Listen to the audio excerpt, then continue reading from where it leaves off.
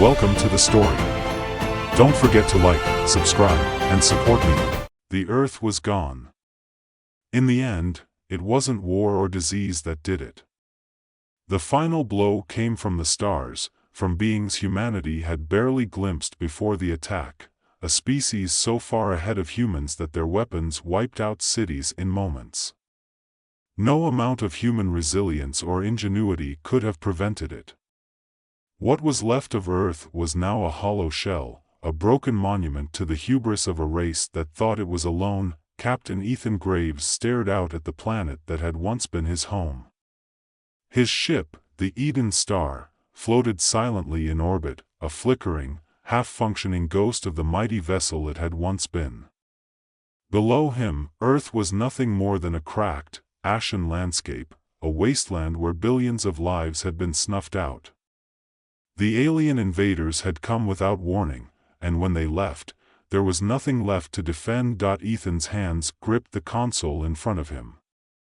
His knuckles were white, tension radiating through every inch of his body. He had never expected to be here, never imagined he would be one of the last people to leave Earth behind. The Eden Star was one of the few remaining ships capable of space travel, barely holding together after the attack.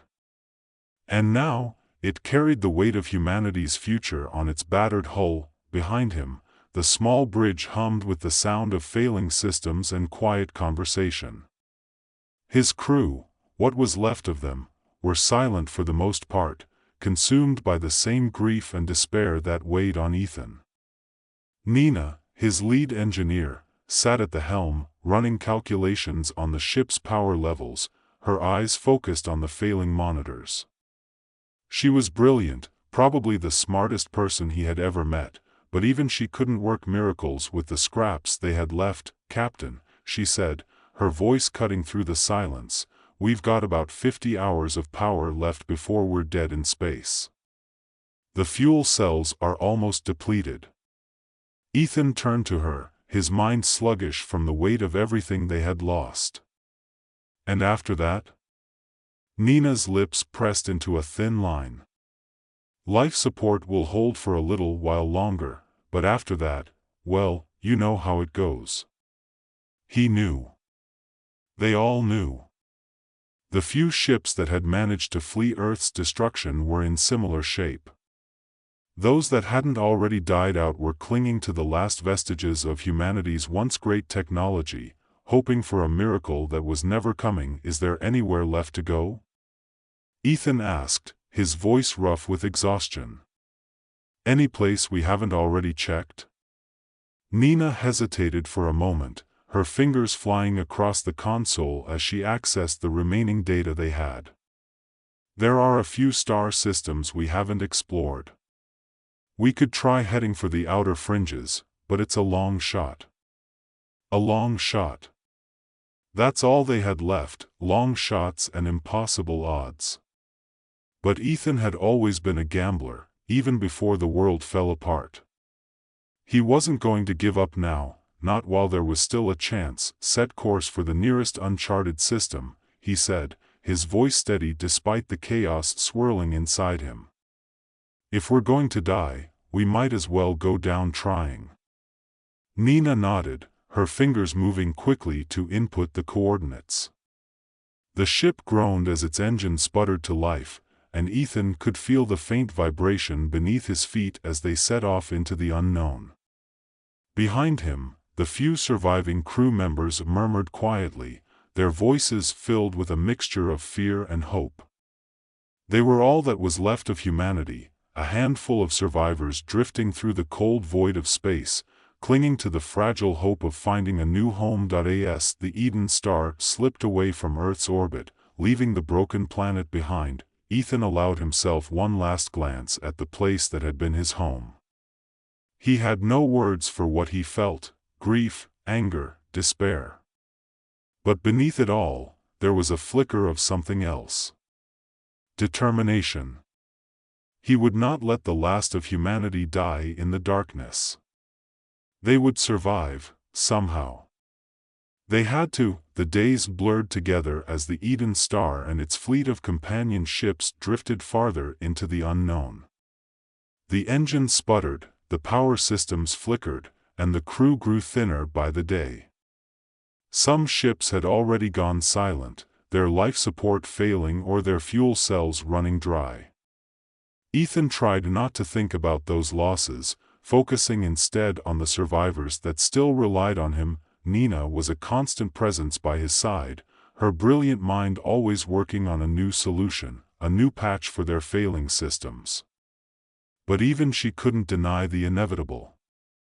They were running out of time. One day, as they drifted past the remnants of an ancient asteroid field, a strange signal crackled through the ship's comm system. It was faint, barely a whisper, but it was enough to catch Nina's attention. "Captain, I'm picking up something," she said, her eyes glued to the monitors. "It's coming from a nearby star system. It could be some kind of alien signal." Ethan's heart skipped a beat. An alien signal? After everything they had been through, the idea of encountering more aliens sent a wave of dread through him.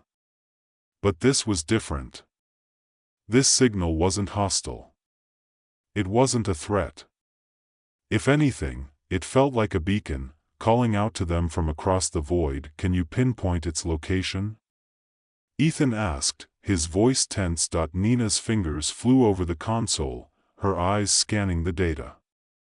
"It's coming from an abandoned star system just beyond the asteroid field.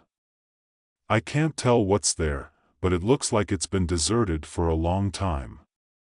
Deserted or not, it was the first sign of life, or what was left of it, that they had encountered in weeks. It was a risk, but it was a risk Ethan was willing to take. "Change course," he ordered, his voice firm. "Let's see what we're dealing with." The ship lurched as Nina adjusted their heading, and the Eden Star veered toward the source of the signal. The rest of the fleet followed closely behind, their battered ships barely holding together as they navigated the treacherous asteroid field. As they approached the star system, the signal grew stronger, pulsing through the comms like a heartbeat. When they finally arrived, Ethan couldn't believe his eyes. The system was littered with debris, ancient ships and technology that had long since been abandoned. But amidst the wreckage, there was something else. A massive, alien structure, half buried in the dust of a nearby moon. It was unlike anything Ethan had ever seen before, a hulking monument to a civilization that had long since vanished. Nina was the first to speak, her voice filled with awe. "It's some kind of alien outpost. I've never seen anything like it." Ethan stared at the structure, his mind racing with possibilities. If they could salvage the technology from this place, it might be enough to repair their ships, to give humanity a fighting chance. "We're going down there," Ethan said, his voice resolute. "We need to see what we can find." The landing was rough, hardly surprising given the state of their ships, but they made it down in one piece. The surface of the moon was cold and barren, the air thin and barely breathable. But the structure loomed before them, its dark, towering walls beckoning them closer. Nina led the way, her engineering team following close behind.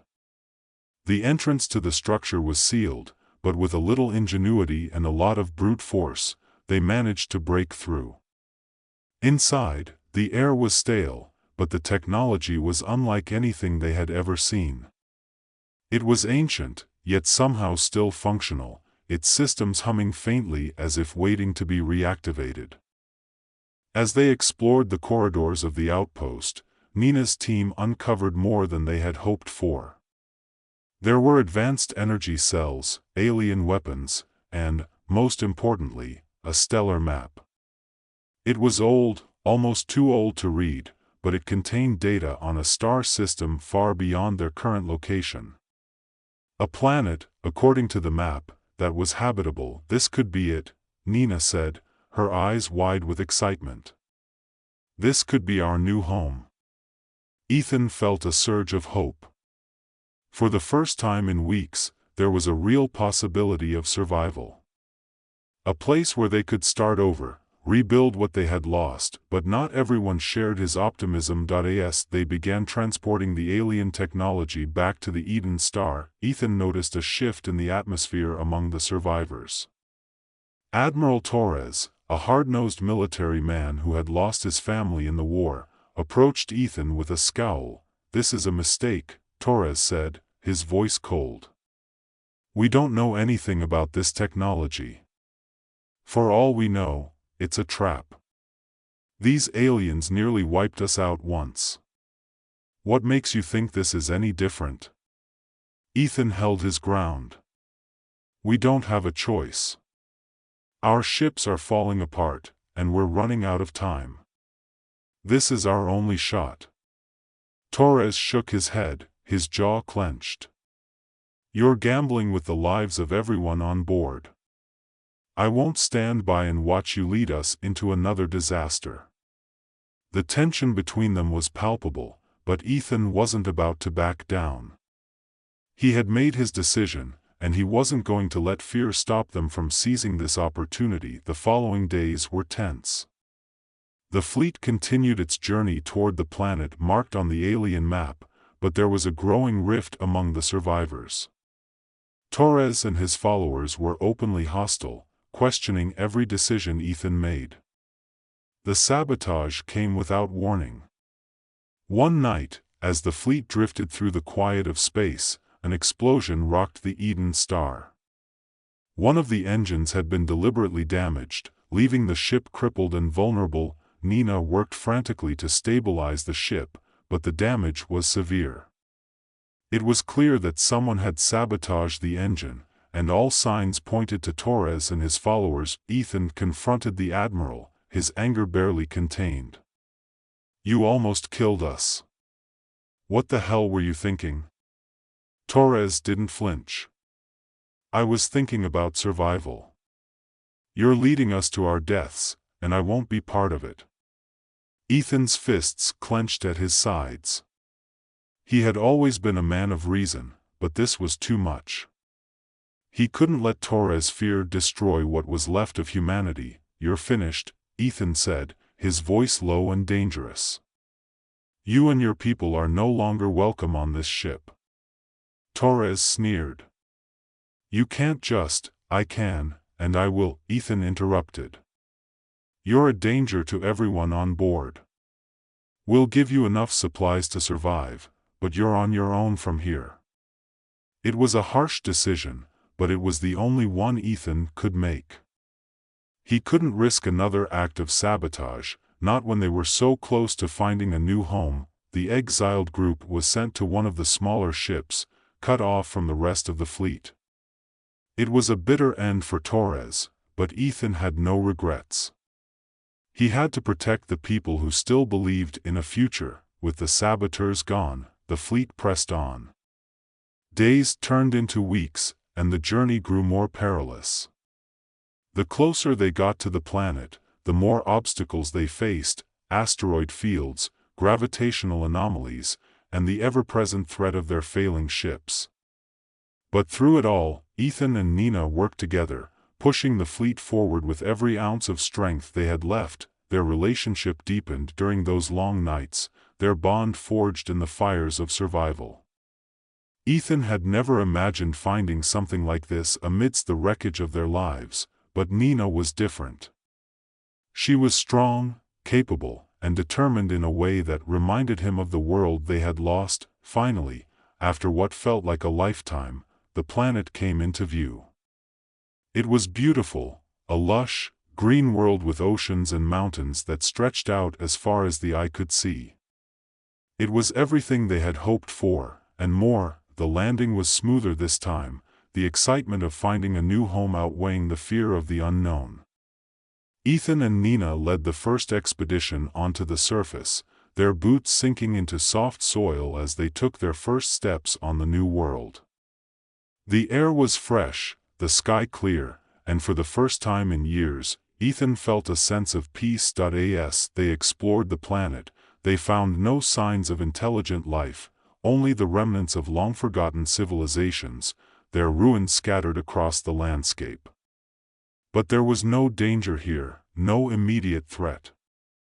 It was a place where humanity could start over, rebuild, and thrive. Ethan stood at the edge of a cliff, looking out over the vast expanse of the new world.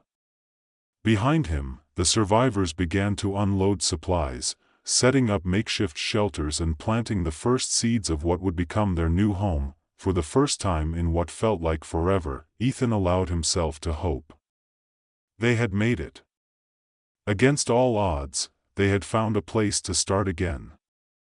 But as the sun set over the horizon, casting long shadows across the landscape, a sense of unease settled in his chest. This was a new beginning, but it wasn't the end of their journey. Somewhere out there, in the vast expanse of the universe, the aliens who had destroyed Earth still existed.